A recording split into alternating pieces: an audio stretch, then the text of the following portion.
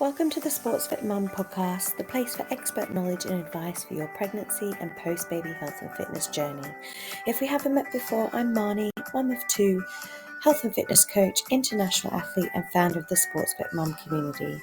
Join us each and every week for lots of motivation and inspirational stories for you, the sport-playing, exercising, loving mum or mum. Hi everybody, welcome back to another episode of the SportsFit Mums podcast. This week's guest is Claire from the Birth and Baby Company. Claire is an antenatal and hypnobirthing teacher. She has online and in-person antenatal courses. She absolutely knows her stuff. I can't wait to talk to her, and in particular we're going to talk about preparing for birth and your birth plan, something I wish I did in my first pregnancy. Claire, welcome to the podcast. Hello, thank you so much for having me, Marnie. It's lovely to be here and to see you. Thank you. Okay, so I have a whole lot of questions that I wanted to ask around birth plans and preparing for birth. However, when we were chatting, you told me your inspirational story around how your birth and baby company came about. And I would love for you to share that for our listeners. Oh, okay. We love inspiration here. Oh, okay. No, I love talking about birth anyway. So I had my son 9 years ago now, scarily enough. And when I was pregnant, I did very, very little in the way of antenatal prep. More because I think, honestly, I was a bit terrified of labour. So I read lots of books about pregnancy. I knew what size fruit he was at any particular given month, but I didn't read anything on labour. I didn't plan for labour or prepare for it in any way, and so went in completely blind. And I was induced, and I had all the pain relief options going, and it was fine. It was absolutely fine. It wasn't a traumatic experience, but I felt quite passive in the whole thing, really, like it was something that was done to me rather than me actually participating in. And I just felt completely unprepared for the whole thing, totally unprepared for labour, totally unprepared for bringing a baby home, and like just understanding what's normal behaviour for a baby in terms of sleep and feeding and all of that. It was really difficult. And like we were saying before, you get so much conflicting advice and information. It's very well meaning, isn't it? But I just felt totally unprepared for the whole motherhood shebang, to be completely honest. So when I got pregnant with my daughter a couple of years later, because I wanted to be able to manage the pain of labour better, I decided that I needed to learn a lot more about labour and understand it better. So I went out and did quite a few antenatal courses. I read loads of books. I'm a bit of a book fiend anyway. I love a good book, but I read loads. I watched lots of videos about birth. So not the One Born Every Minute program. I my antenatal education first time around, scary enough. But I watched lots of positive birth videos and things. And I did as much preparation as I possibly could. I was induced again the second time around, but I had the most amazing birth experience. Like I just walked into that room and I owned that room, basically. I totally knew what I was doing. So I had my waters broken and they were like, "Oh, do you want to lie in the bed now?" And I was like, no, I don't want to be in the bed. I'll be on the floor on that little mat in the corner on the birth ball. Thank you very much. Nice. I did what I wanted to do in labour. It wasn't that I wasn't listening particularly to their advice, but I knew what I had to do. I knew what positions that would work best for me. I knew I needed to be upright and move around. I knew how to breathe all the way through labour. I had the most amazing birth. And as I said to you before, I am not the world's happiest pregnant person. Like I loved giving birth. I know you don't hear that very often, do you? Wow. And I do that over and over again. I loved it. And I felt amazing afterwards. Like I recovered a lot faster. I just felt like Superwoman. I believe that I'd done it, really. And she was a big baby. She was a 9 pound 10 ounce baby.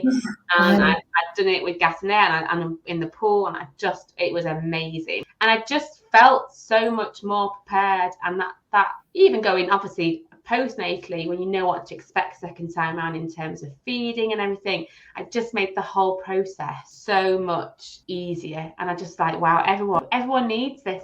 Everyone needs to know this stuff. We need to understand how our bodies work in labour, and we need to understand how we can move things along for ourselves and how amazing our bodies are, really. And so that's what led me to train as an antenatal teacher. I did that initially under a franchise, and then I set up the birth and baby business just as COVID hit in 2020. So that was lovely timing. Here I am trying to sort of, change the world of antenatal education. One mum at a time, one birth at a time, hopefully. I love that. Absolutely love that. And my listeners will know I had another hypnobirthing specialist on for a couple of other episodes, and she was my hypnobirthing trainer. And very similar story to you. My first birthing experience, I had no control at all. I just listened to what they said, lay on the bed, had all the painkillers that they said that I should have. I got kicked out of the calming suite because it wasn't very calm. And the second time I was adamant that I was just going to learn more. I was going to equip myself with the knowledge that I needed to trust my body to give birth. Okay, because we don't do it. I was exactly the same first time around. I walked into that labour room and said, lie on that bed. And I did. And I stayed there for 28 hours. Yeah. And I didn't know that I could move around or that I needed to move around. Yeah. Actually lying down flat on my back was probably the most difficult position to give birth to a baby. And I just had no knowledge of that whatsoever. Yeah.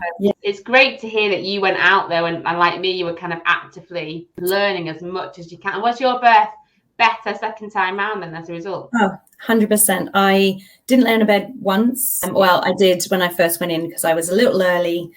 She was a little early, so they had to monitor me. But I got told to stay there, and I said, I'm very aware that you can monitor my baby every 15 minutes in whichever position. So I would like to go to the midwife-led unit, please. And I would like a birthing ball and a birthing pool. Thank you. Yeah, but I mean, I'm quite a strong personality anyway. But I was so convinced in my education and my knowledge that I then convinced the medical professionals. Even the midwife said, Marnie, you're 36 weeks, you shouldn't be here. And I was like, I am 100% can be here. Her name was Liz. She was amazing. I said, Liz, I've totally got this. I know that I can naturally birth my baby. I have confidence in myself, and I know what to expect in this labor process, basically. And she said, okay, I'm only giving you 4 hours. And if you're not in established labor, I have to send you to the delivery ward, which you'll be on the bed being monitored. I was like, okay, everybody leave me to it. It pods in. Yeah, if someone puts a deadline on your birth, you've got 4 hours to have a baby. I mean, how is that going to help you? To be fair, it did suit my personality because it was like a challenge, right? I love a challenge. And being a games athlete, I'd already in my head, my birth was I knew my game plan, right? And that's what I love about where we're going to take our conversation today is about a plan, because that's very much how my head works. So before we go into birth plan and what it is, can you just go over for us, why is it important that women prepare for birth in a new holistic way that you are trying to promote with antenatal and hypnobirthing versus what we're told and what we're seeing from other medical professionals? Yeah, I mean, to be honest, we're not really taught about birth from a young age. We don't really know much about birth. And the stories that we do hear about birth tend to be quite horrific, to be perfectly honest. And I think culturally, we talk about birth in very negative tones. That whole you'll leave your dignity at the door, it'll be awful, all these awful scenarios that people just love to tell you about when it comes to, and frighten the bejeebies out of you when it comes to labour. And I think preparing for birth, we seem to view it, and I was one of these people, I'll hold my hands up, I didn't see the value in preparing for birth, I didn't see the value in antenatal education because it happens all the time. It's one born every minute, isn't there? And, why do I need to plan for that? What do I need to do? Why? It's a natural process. It'll just happen. And I went into my first labour and the midwife said, have you got a plan? And I said, my plan is to do whatever you tell me to do because I don't know when you do. And I think sometimes when we don't prepare for birth, we don't understand what our options are, we hand over that responsibility to our carers. We fully hand over that responsibility. And there's nothing wrong with that. It works for quite a lot of people, but from a sense of control, if that's important to you, you are basically handing that control over. I am a bit of a control freak. I like to have that element of control. And so being able to prepare and understand how labour works, and importantly, what your options are, and there are always options, it means that, like you were saying, you go into that room knowing that you can do it, knowing that your body is capable of doing it. And I think that knowledge is massively powerful. It has a huge impact on how we perceive our labour to have gone and how we feel about our labour afterwards. And that also has implications as to how we feel about becoming a mum. If we've had a really traumatic birth experience and we felt like a massive loss of control, that has huge implications as to how we feel in those early days of being a mum, which, let's face it, are really tough. When we're sleep deprived and uncomfortable and sore and all of that. So I think that it's important to understand labour. It's really important to understand your options. And like you said, from a holistic point of view, it's important to understand that it's not just about the pain relief. That plays an important part, but there are other things that we can do to help ourselves along. There are things our partners can do to help support us. There's other support we can access, like doulas, for example, that will help us when we're in labour. And I think it just has huge implications as to how we feel going into labour, how we feel during labour, and how we feel afterwards as well. And I think we need to change the conversation around birth. It needs to be less scary. It's a traumatic thing that we go into, don't we? Fearing like, oh my God, it's going to be so painful. I'm not going to be able to manage the pain. And yes, it is painful for the vast majority of us. There are a few people who don't experience pain, and that's amazing. But for most of us, yeah, it will be uncomfortable. But we need it to be less of a scary event. We need to understand that our bodies are capable of doing it and have that trust, really. And I think that's where preparing comes in massively. Yeah, 100% agree. I knew the pain that was coming the second time round, so I had to find ways that I was going to be able to deal with that. And I'm not shy of dealing with pain and hard workouts. We've got that no pain, no gain. If it doesn't kill you, it doesn't change you. So it's not that I'm scared of that, but it's a different type, and you need to be able to have the mindset around trusting your body. Yeah. It's funny that you said about that bonding with your baby when you've had a good birthing experience. I really felt that the second time round. Little baby Evie, who I've got here with me now, who's 3 months. I just feel like, because I gave birth to her in the water, I just feel like we're this awesome team, amazing team of like, I don't know, you helped me do it. I just like you said earlier, I felt like Superwoman. I was so proud of myself for having my natural birth that I had planned for, even though circumstances almost didn't allow me to do that. She just experienced that with me. We have this Superwoman bond. I don't know how to explain it, but it's definitely. No, I get that. I totally get that. I felt amazing after I'd given birth the second time. Whereas the first time, I felt like I'd been run over by a bus, to be honest. I was exhausted beyond like the most I'd have ever been in my life, I think, before I was just hit by a bus, exhausted. And feeding was really hard work, and it took a while to get that established, and I didn't know what was normal and what wasn't, and he would want to feed all the time.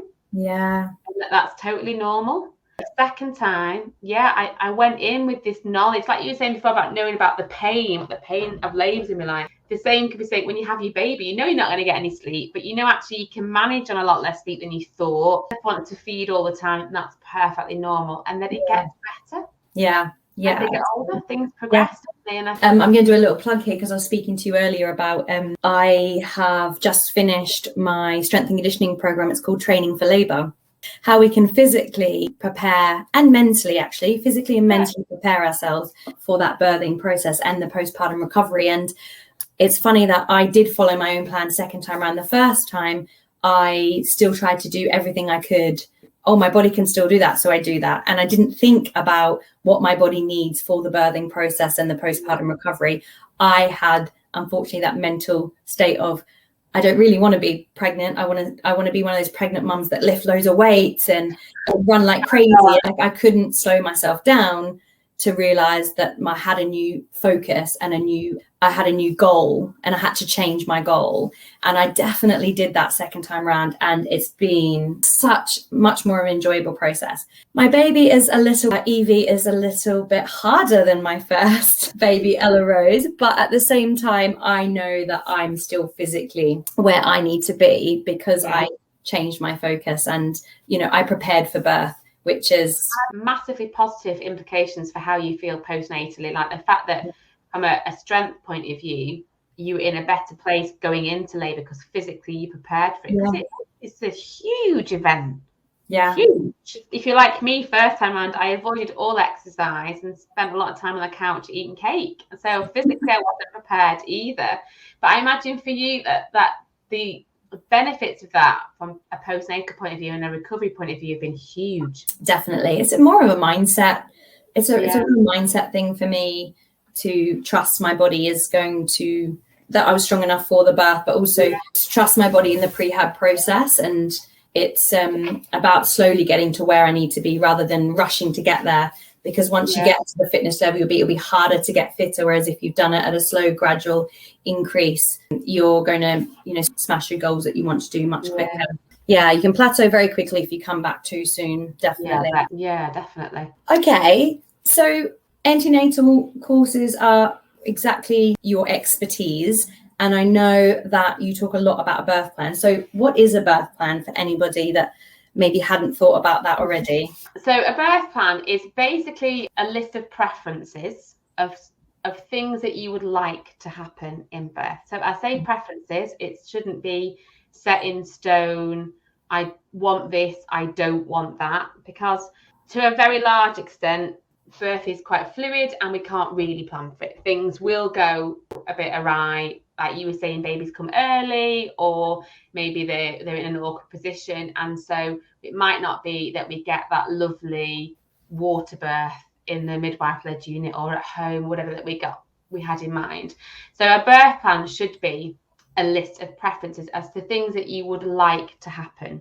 And that can include a whole host of things. So it can be things like having a home birth or being in the midwife-led unit if possible, or having a pool birth. It can also include things like pain relief options. For example, if first time round you had diamorphine as pain relief and you didn't really like it or didn't really agree with you, then you might say I'd like to avoid having diamorphine in this labour if at all possible. It can include things like being able to be monitored whilst being mobile and up and moving around rather than lay down on the bed. It can involve things like who you want in the room in terms of birth partner. If you don't know the sex of your baby, who announces the sex of your baby once you have them, all sorts of things. It's, like I said, a list of preferences as to how ideally you would like labour to go. But actually, it's not so much the plan, it's in the written plan itself that's the key thing. It's the writing of the plan. So the whole point of writing a plan is that by virtue of the fact that you're having to decide what you might want in labour, that means you have to go and do a bit of research about labour and start to learn about labour. And it's that process, the knowledge that you gain from writing the plan, that really is the magic of the birth plan. So it gives you an opportunity to start to read up on things and speak to people, and you can learn about birth from lots of different ways. It's not just about going on antenatal courses, or there's books, there's videos on YouTube, there's podcasts, there's lots of ways to learn. And I would encourage people to look at multiple different ways of finding out about birth rather than just sort of one. But it's an opportunity to understand and gain that information as to what physically happens in labour to your body, so you can understand what your options will be. And that can give you a huge sense of power and of control and of understanding. And that's massive when you go into labour. Like you were saying, when you walk in thinking, yes, I know my body can do this. I know what I'm able to do. I know that this position is going to be better than lying down. I know that I can be monitored whilst moving around. And all of that information itself, that comes from finding out about birth. And the actual plan itself, there's loads of different templates for birth plans. I've got one on my website people can download, but actually it's not about the written document. It's about the process that you go through when writing it, the conversations that you have with your partner who's going to be with you, for example. It's that part that is key. So it doesn't have to be like War and Peace, it doesn't have to be laminated. My birth plan second time around was a post-it note stuck on the front of my maternity notes that said I wanted to have a water birth if possible. I wanted to have delayed cord clamping. I think that was about it. Because I researched all my other options. I knew I was quite happy to go down the induction route, and I was induced in the end. And I was quite happy to go down the pain relief route if I needed it. And I was quite happy with all of those things. But the two things I really wanted, if I could, was to get in the pool and to have delayed cord clamping, which now is much more commonplace anyway. But I did a lot of reading around that one little post-it note on the front of my notes. So it's that process of educating yourself. And I really believe that knowledge is power when it comes to labour. That understanding can help you massively, how you feel going into, how you feel during, and how you feel afterwards as well. It's huge. So it's that process that's important. Amazing. And you have a little freebie template that you are I'm going to post in the note description for people to download from you, from the Birth and Baby Company. It's like a free mini course all about birth planning, different things that you might want to include in your birth plan and the different things you might want to think about, and just a lot more detail. It's like a series of mini videos for people to watch. Just start to get people thinking about how to plan for birth and why it's important. And like I said before, it's about your perception, isn't it? It's about understanding that you have choices, because you always do, unless it's an emergency and this baby's got to come out right now. Then there are always choices and options when it comes to labour. And I think we don't often know that. We often realise we have a voice when it comes to what we want in labour. We don't have to hand over the responsibility at the door. We can control what happens in terms of caregivers and what's best, and we can question that as well. Yeah, exactly. So with your antenatal course, your mini course then, 2 questions. How long would it take somebody to go through, and when in the pregnancy do you recommend that they start the antenatal mini course? So the birth plan course, or the birth plan course, sorry, because you also have an antenatal, half an hour to watch the videos and go through. And in terms of starting to plan for birth in that regard, I would say start as early as you can. And it doesn't matter if your due date is tomorrow, then doing something is definitely better than nothing. So I always say if all you've got time for is a little bit of reading because you've left it too late, you did a me and you decided you weren't going to do anything, and you suddenly panicked and you've left it too late, then something is better than nothing. A little bit of knowledge is better than none. But if you can start early on, then do. If you can start to read and attend courses or listen to podcasts or listen to hypnobirthing tracks and things, then do. And I think the earlier you start to do that, the better, because the more knowledge you can gain in your pregnancy, then the better that will stand you in when you come to labour, basically. Yeah, I had to tell my hypnobirthing teacher a confession that in her pack she provided us a hypnobirthing, or it might have been a positive birth workbook story, and you read through different bits. Ironically, on the Monday night before my waters broke on the Tuesday morning, I read that. Now, I was only 36 weeks, so I still had a little bit of time. Something made me read it because I kept thinking, I haven't read that yet. I had all my affirmation cards and I'd been listening to my hypnosis meditation. I had, done quite a lot of things like that. And for me, I love the science around hypnobirthing. So it was, really knowing that knowledge, that was what drove me. But I don't know what made me pick up that book, but something. And then literally by Tuesday morning, my waters had broke. Wow. It's never too late. No, that's what I mean. It really isn't ever too late, because like anything you can read or anything you can watch or listen to that will help you, even if it's all you know is how to breathe, and that all you need to do is breathe deeply. There's lots of different breathing techniques that you can use, but really the crux of it is that you need to breathe in and breathe out slower than you breathe in. Yeah. And that will see you through, if nothing else. If that's all you learn and that's the day before you go into labour, then that's going to help. So yeah, anything is better than nothing when it comes to antenatal knowledge, I think. But the earlier you can start, obviously the better, because with things like the hypnobirthing, especially, those techniques that you can put into place, those hypnosis tracks, I think the sooner you start to use those, the better, the more beneficial you'll find them in the long run. Yeah.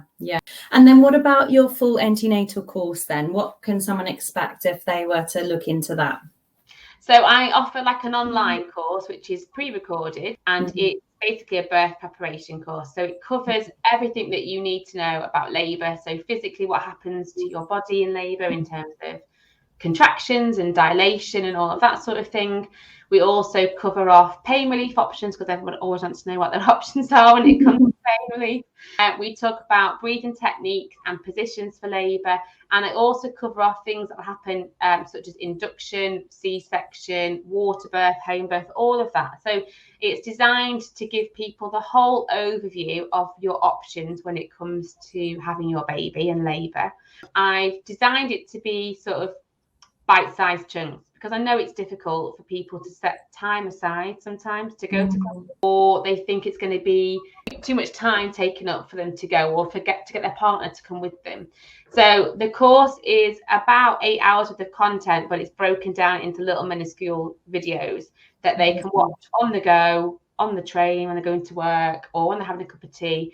And they've got access to the course for 12 months from purchase. So they could buy it right at the beginning of their pregnancy if they wanted to, and you can go back and re-watch some of the videos. So you don't have to start at the beginning of the course and work your way all the way through over and over again. You could go back and go, right, so I've been told now I might be induced, I'll go back and watch that video on induction, or I can't remember what positions I need to use in labour, so I'll go back and refresh my memory and watch that little particular video. So it's hopefully makes it as easy as possible for people to prepare for labour, because like I said, anything is better than nothing. So I'd much rather people did little bite-sized chunks over the course of their pregnancy and went into labour feeling much better about what was going to happen. I love that. And you can include your birthing partner, can't you?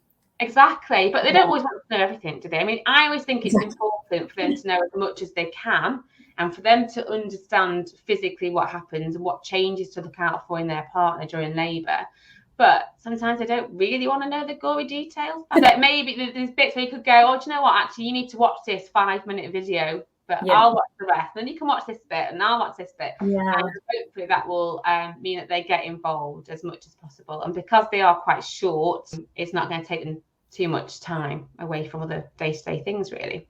I love that. I definitely needed to give that to my partner, because he didn't come with me to my hypnobirthing course in person. So I definitely would have needed and should have looked into an antenatal course like yours, but we survived and it was all very successful. I think that's the thing though, my partner didn't do it either. And when I was pregnant second time around, he didn't come with me to those classes. I did that on my own. And so when we went into labour second time around, he felt a bit more prepared, because we'd done it like once already, but it was a totally different experience, I think, and he didn't know what to do.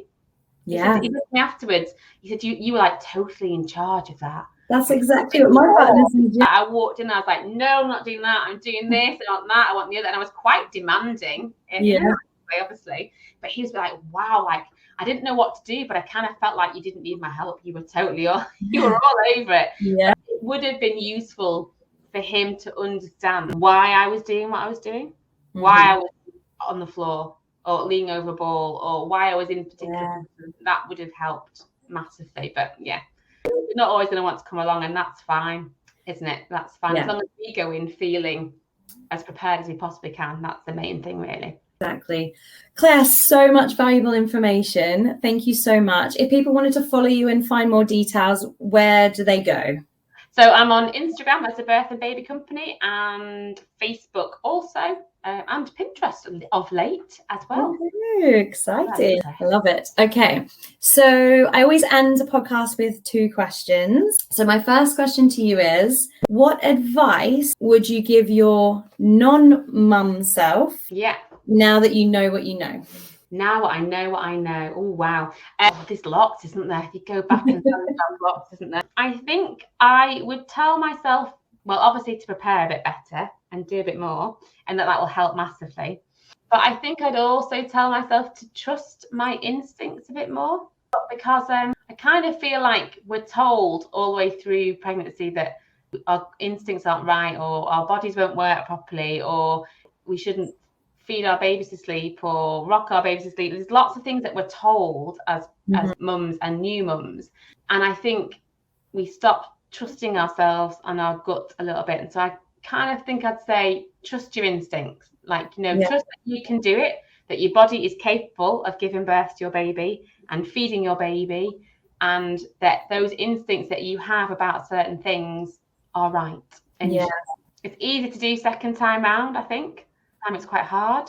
Meaning well-intentioned bad advice, don't you? But well-intentioned bad advice, yes. I do feel like that I'm there for the second time. I definitely have a more difficult baby this time, and I'm getting so much advice. I'm not in tune with my instincts at the moment, I don't think, because I've got too much going on and listening to too much. It's hard to do, isn't it? It's different. They'll do this, we'll do this. And I feel like I've been through it before, but this is different. And no, I like that bit of advice. Trust your instinct, definitely. Yeah. It's there for a reason. We have our gut instinct for a reason, but I think we just tune it out a lot, don't we? But it's there to tell us something, I think. Yeah, I agree. Okay, and my last question is, what's your favourite thing about being a mum? Oh no, I've been thinking about this one quite a lot. I've got absolutely lots. I think one of my favourite things about me being a mum is that my kids make me laugh every day. At them sometimes, with them most often than not. But I think it's just a huge journey gone. It's bloody hard work. Like, it's one of the hardest things I think I've ever done, particularly in those first sort of 12 weeks postnatally. Oh my God, I don't know how I got through without the lack of sleep. But the enjoyment that you get, I think, from being a parent is just amazing. And the things that you learn from your kids is amazing. And I love that. I love the way that they see the world and that everything's like amazing to them. And it makes you stop, I think, a little bit and try and view it in the same way. They see a butterfly, don't they? Oh, wow, it's a butterfly. You're like, oh yeah, it's a butterfly. But they see it and they're so amazed by it. And I think the lovely thing about having kids is that it does make you stop and try and see things from their little perspective. I love that. I just finished another podcast recording with a life coach, and she said exactly very similar things. She says, we laugh. She's got 4 children. The youngest is 10, and she said they just make her laugh, and she laughs every single day. And isn't that great? It's amazing. And you can learn so much from them. I do learn loads of stuff from my kids, both from like a interesting fact. My son's all about the facts. So interesting facts that my son tells me about animals and things every day. But also just, things about me. I learn things about me all the time to your absolute limits. And I get sick at the sound of my own voice when I've asked them to put the shoes on 10 times. But it's amazing. And you'll never feel that love, I don't think, that you, like, it's just unimaginable. The love that you have for your kids and that they have for you. It's just, it's amazing. It's a journey from pregnancy all the way through their life, isn't it? Yeah. And we have to start enjoying that journey. Yeah, we do. It's easy to get bogged down in the day-to-day, isn't it? It really is. The running around, the school runs, the everything. But I think we need to stop every now and again and just go with it. Definitely. I love that. Claire, it's been so awesome having you on. The information that you have shared is absolute gold. If we can give any advice to any first-time mums, second-time, third-time mums, is make sure you prepare for birth, knowledge physically, mentally, emotionally, and check out the description for Claire's birth plan. Thank you. Thanks so much for having me, Marnie. It's been lovely speaking with you. No problem at all. Thanks, Claire. Thank you for listening to another episode of the SportsFit Mums podcast. It's awesome to have you along. If you would like to join our community, follow us on at SportsFit Mums on Instagram. Alternatively, do check out the subscription notes, as you will see a link to our Ultimate Fitness in Pregnancy mini guide. From here, you'll also get some details of the up and coming release of the new Strength